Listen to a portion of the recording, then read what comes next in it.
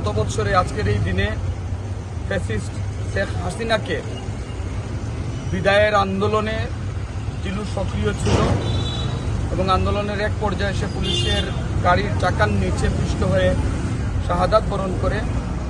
আমরা আজকে মহান আল্লাহ রাব্বুল আলামিনের কাছে দোয়া করছি, আল্লাহ যেন তাকে জান্নাত নসিব করেন।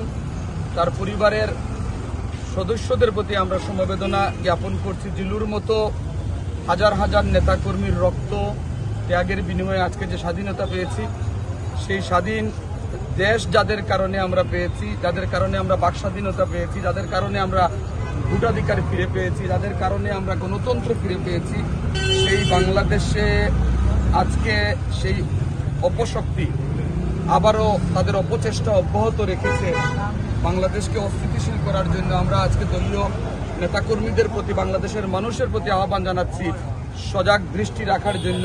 আমরা আজকে দোয়া করছি মহান আল্লাহর কাছে, যারা শাহাদাত বরণ করেছেন আল্লাহ যেন তাদেরকে জান্নাত নসিব করেন। এখনো আমাদের অনেক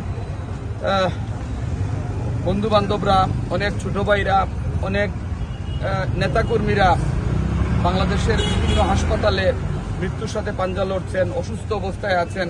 এখনো অনেকে সুস্থ হয়নি, পঙ্গুত্ব বরণ করেছেন। আল্লাহ যেন তাদেরকে সুস্থতা দান করেন।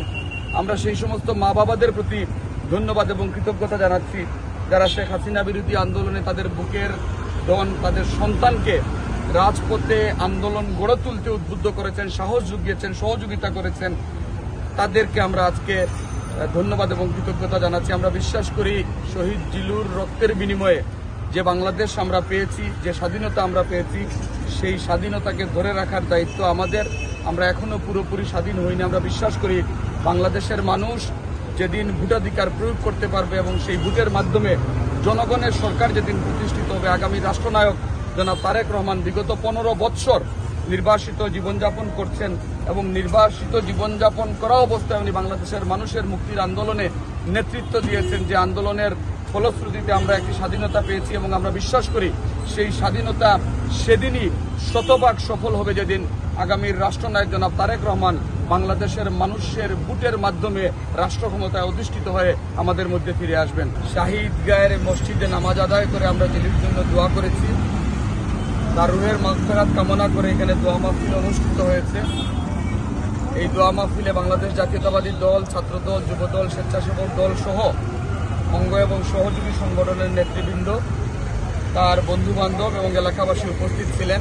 2023 সালের আজকের এই দিনে এরশাদ এবং খালেদা জিয়া এবং তারেক রহমানের ডাকে অবরোধ কর্মসূচি পালন করতে গিয়ে দক্ষিণ সুরমা লালাবাজার নামক স্থানে অবরোধ কর্মসূচি চলাকালীন সময়ে পুলিশ তাদেরকে দাওয়া করে তাদের গাড়িতে পিষ্ট করে পুলিশের নির্যাতনে দীর্ঘ মৃত্যু হয়।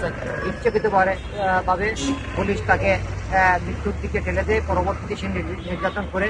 সেই ঘটনার সময় আমি ছিলাম, উনিও ছিল, আমরা অনেকেই এখানে যারা সবাই আমরা এখানে উপস্থিত ছিলাম। সেই দিন আমরাও শাহাদাত বরণ করতে পারতাম, কিন্তু আল্লাহ রাব্বুল আলামিন জিলুকে তালিমের বিরুদ্ধে প্রতিবাদ করতে গিয়ে তালিমের চাকায় পিষ্ট হয়ে জিলু মৃত্যুবরণ করে। আল্লাহ জিলুর এই মৃত্যুবরণকে যেন শহীদের মর্যাদা দান করেন। আমি যে কথাটি বলতে চাই, জিলুদের আত্মত্যাগের বিনিময়ে আমরা একটি স্বাধীন বাংলাদেশ পেয়েছি।